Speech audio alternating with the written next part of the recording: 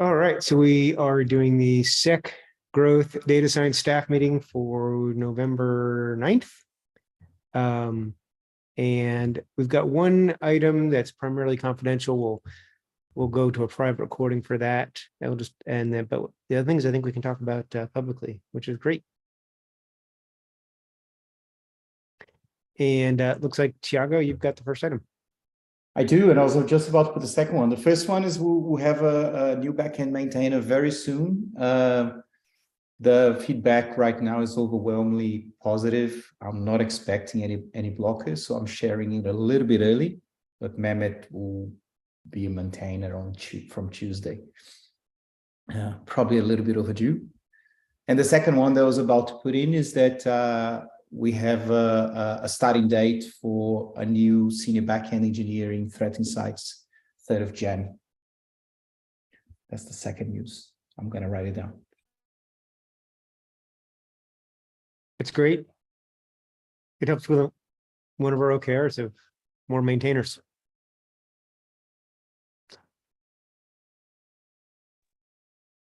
I'll add as well is on the new hire front. We've got a new start in composition analysis now for 1 December rather than 5 December. So that's another one coming in. Nice. So there are some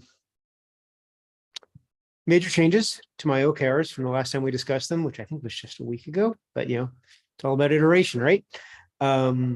Well, I think they're mostly going to be stabilized, mostly stable now, pending more feedback from you all, and also further review, etc.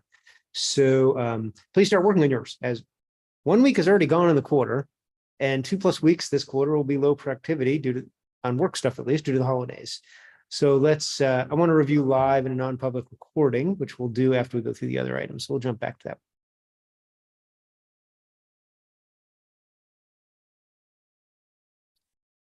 So let's see here. Do I see Neil? I don't see it. Somebody want to read Neil's? I guess it's a read only. So yeah, it's read only. It's probably not as interesting. No, I'm here. Yeah, there's a lot of people today. It's awesome. No, it's read only. I'm just sharing my OKRs in case anyone needs influence on structuring theirs. And kudos, or it's great you're doing it in an issue. I think the whole company is moving to issues versus Ally. I still have to do mine in Ally, but I'm putting all the details in issues wherever possible, and just doing percentage done updates in Ally. So recommend doing the same. Yeah, I am doing the same. Mine. Don't create stuff in Ally unless you really need to, or you get assigned something. Do the primary work in the issues. Right. Yeah, it's so much easier to draft in issues. It's more mutable. And then, I represented those all in Ally this week. So there's structure, there's measurable tasks, but I'm having my team look at those. They look at the issues as well. Cool. Thanks, man. Sure. Nathan, you're adding something now that we're talking about OKRs and we removed the read only. Yeah, since it's not read only, I've just added my link in there for draft ones for compliance group as well. And yeah, still need to align them and all that, but at least there for people to have a look at. Great. Seth, looks like you got the next item. Yeah, so I just wanted to share a tool that I used during the recent review process. It's a nice tool just to pull up everyone's comments. So you pull up people's comments for the last year, 2 years, whatever. Really nice way to just refresh your memory on some of the things that they worked on that might not necessarily be MRs or issues, just some of their contributions. One of the things that I found in there is you can start looking at communication patterns. People that are very grateful, or people that are really pushy, or they forget to ask what the next step is in their comments. So it gave me some ideas in terms of coaching and ways I can help my team be more productive. I don't know if we've looked at this as a product area within GitLab. We focus a lot on how do we move code through the process, but not necessarily how do we help write better communication. Since I do most of my work in GitLab, not in email, there's tons of tools in email that help you write better emails, but nothing necessarily in comments or issues or MRs to help you write better better communication. So I don't know if there's anything in GitLab where we've thought about that. So I just wanted to share that.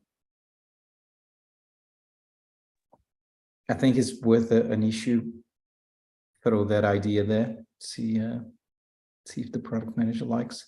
Sorry, Nathan. I skipped over you.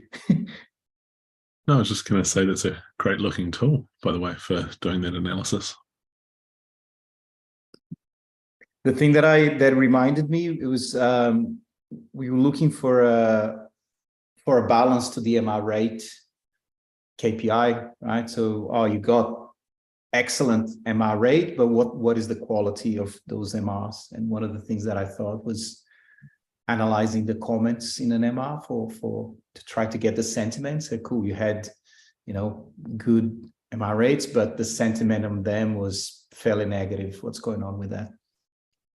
Yeah, and the other thing I found is, there's some people that will do reviews or comments on issues, and they'll put in, massive amounts of paragraphs, options, and that doesn't show up in their MR rate or issues that they open, but clearly they're putting in a lot of effort in responding to other people.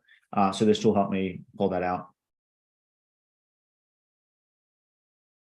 You could continue the automation, run it through sentiment analysis, quick little word count, build a score. Yeah. Yeah, actually, we do have something similar for only applied ML.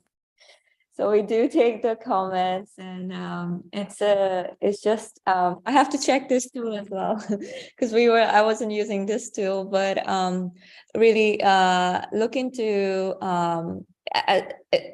so how dividing the communication into various factors, as looking into how if you're able to are you going on loops in the discussions? Is the content actually valuable? How's the written communication really as effective?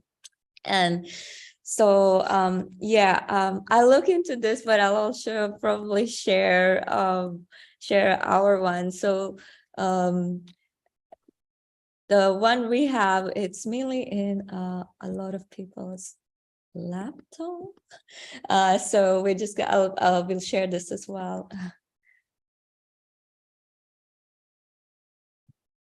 Need to have a look. And Thomas, you want to just talk about your question here? Yeah, sure. I'll start with the question. How do you think your engineers would feel about this tool if revealed to them?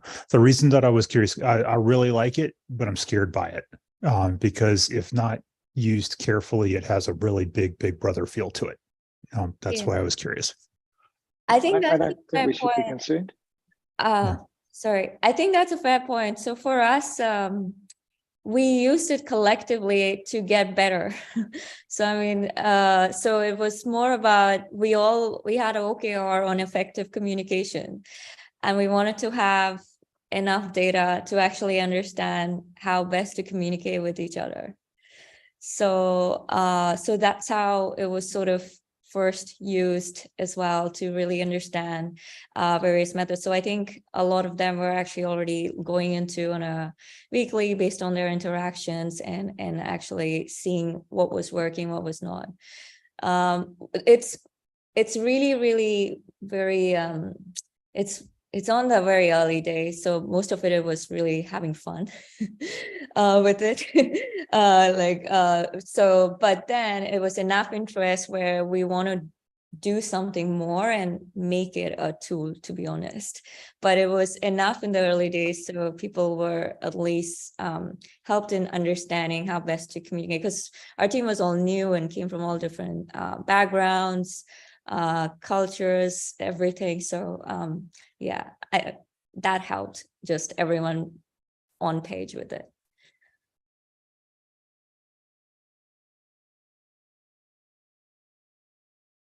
I don't have any concerns with this. I mean, we can go and look for issues and MRs that are authored by team members. All the information's available. Tools like this just make it easier for us to find things. So with our transparency, our team members should be thinking about how they're communicating at all times, and the opportunity to get feedback on that and improve shouldn't be something that our team members are concerned about. I wrote something along those lines, Phil. I don't know how other people's will feel. The way I feel is I'm already super conscious of what I'm writing. I know that these things can be dug up from any time, anywhere, whether it's a computer doing or a person. But the automation does bring the scale that and that comes with the feeling you're being watched, right? I think that as long as there's the tools being used to facilitate a process that involves a human, we should be okay. You know, it's not a computer making decisions. Go, all right, here's your rating as determined by the algorithm going crazy. Oh, I'm sure that's coming, isn't it, Mon? That's why she hasn't shared it yet. She needs to clean up the.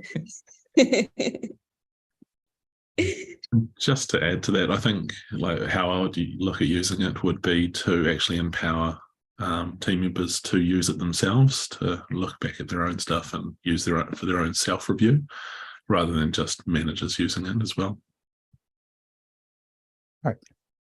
Cool. So for the interest of time, I'll jump into the next one if we're good.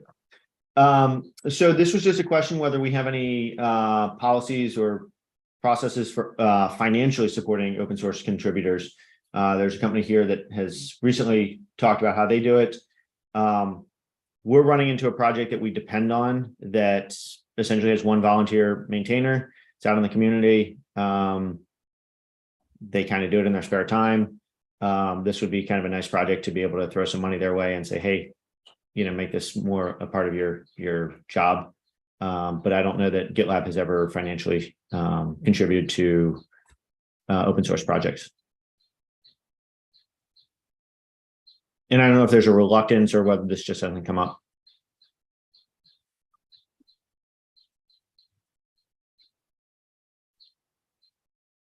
Thomas, you have a comment, it looks like. Yeah, sorry. I was trying to wrap up from earlier thread, make sure I had that all balanced. We do have the open source program, which gives away Ultimate for free. So is there, I mean, I know that's attempted to be a substitute for, I mean, you're talking about dollars, whereas this is like an in-kind contribution. But have you been looked at this? Has this been thought of? No, I mean, the projects that we're relying on are on GitHub. I mean, certainly getting them over to GitLab would be fine, but I don't think that would be a main driver for them. If it's something we use and they need dollars or could use them, let me see if we can find financial support. And we did sponsor OASP for a while in the past, which has multiple open source projects. So yeah, and I know we do a lot of at the organization levels, but a lot of these projects come down to like someone who on the weekends likes to program this thing. And are they asking for money, not necessarily of us, but of the public, or the one that I have in mind, no, they weren't specifically asking. But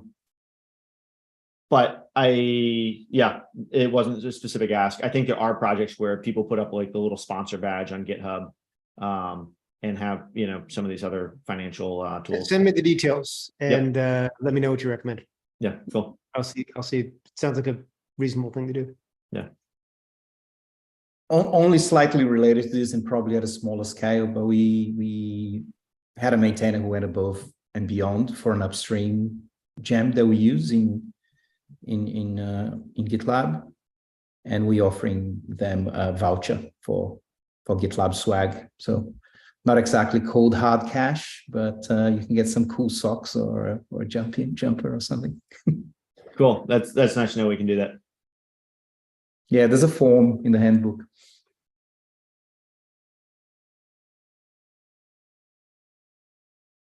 Phil, you want to take number 3? Yeah, let's move on. Last week we talked about having a coverage issue for managers, so our team members would know who's available at the times when many of us are likely to be on holiday. I've drafted an issue there. I've done it for, I think it's the 23rd of December through to the 3rd of January. I've done it by day. If we want to extend it, make it longer, shorter, That's entirely up to us. So the ask here is, if you are working during that period, add your name into the appropriate row. And closer to the time, we will just socialize this with all of our teams. If they need management support for anything, it could be an access request.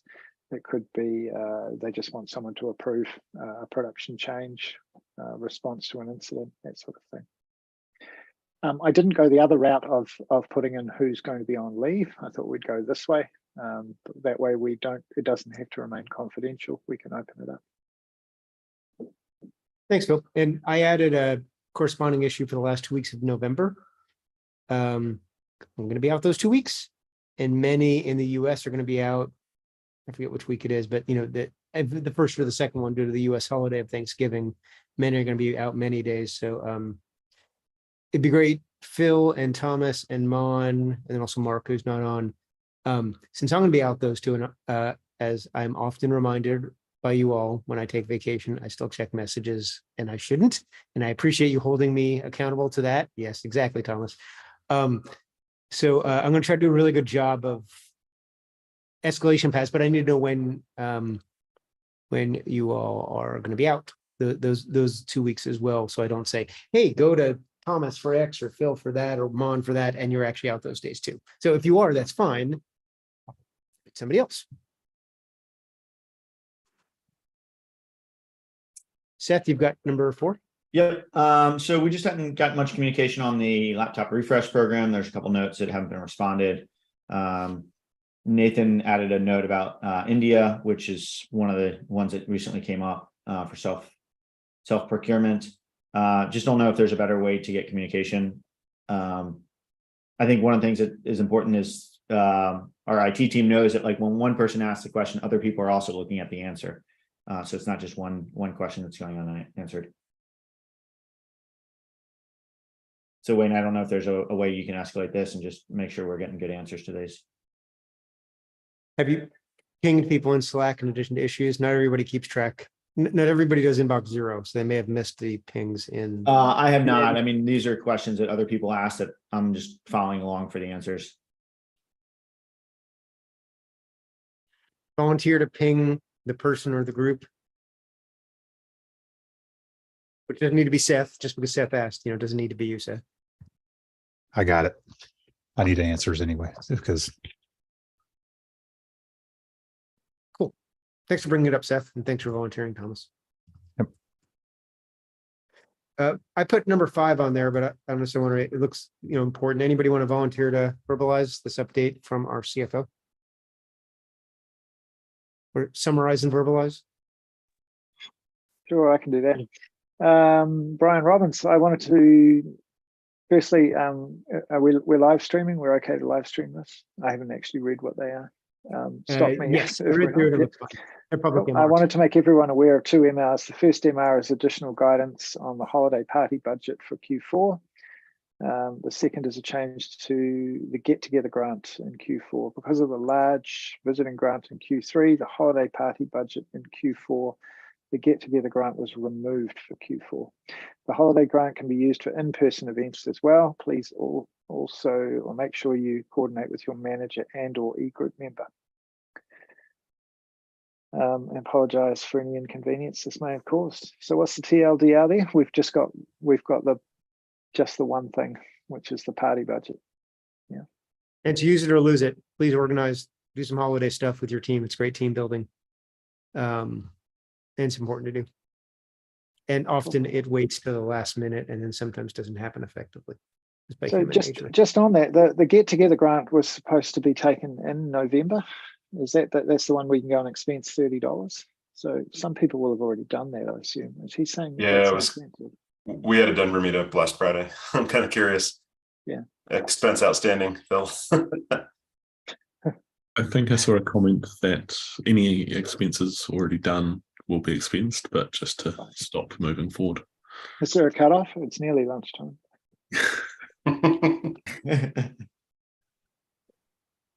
Cool. All right, we'll have to do something. We'll have to look at that holiday party budget over the next week or so. And maybe Thomas, include Mark's folks, since your team collaborates with them often. Phil, your team is big enough to do something separately, maybe, or maybe not, whatever you and Thomas decide. And Mon, I don't know if you want to do something separate or combine, but the more people, the harder it is to coordinate, but the more fun it is too. So whatever you all decide, I'm definitely good with. Yeah, you've got number 6. Yeah. During a retro we had recently, there's a lot of feedback around the planning and refinement process and improvements that we can make to it. I'm curious, when you receive feedback like this, like for a process that happens kind of on the fly or in person, like the person creating issues, like sometimes we get together and we do that. Sometimes I do that alone, and then we review those issues later. How do you keep these guidelines in place? Or like, do you have a mechanism to be like, oh, make sure we're creating issues that have a small MVC, or, oh, make sure that when we're doing refinement that the MR can be small enough, but also vertically sliced so it goes through review more easily?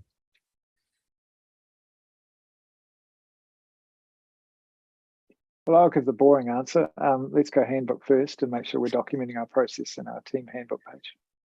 So that was like the number one idea, but I was just like, all right, well, how, besides like having the handbook up while you're doing whatever process it is, do y'all have like a different way of doing that, or some other practice?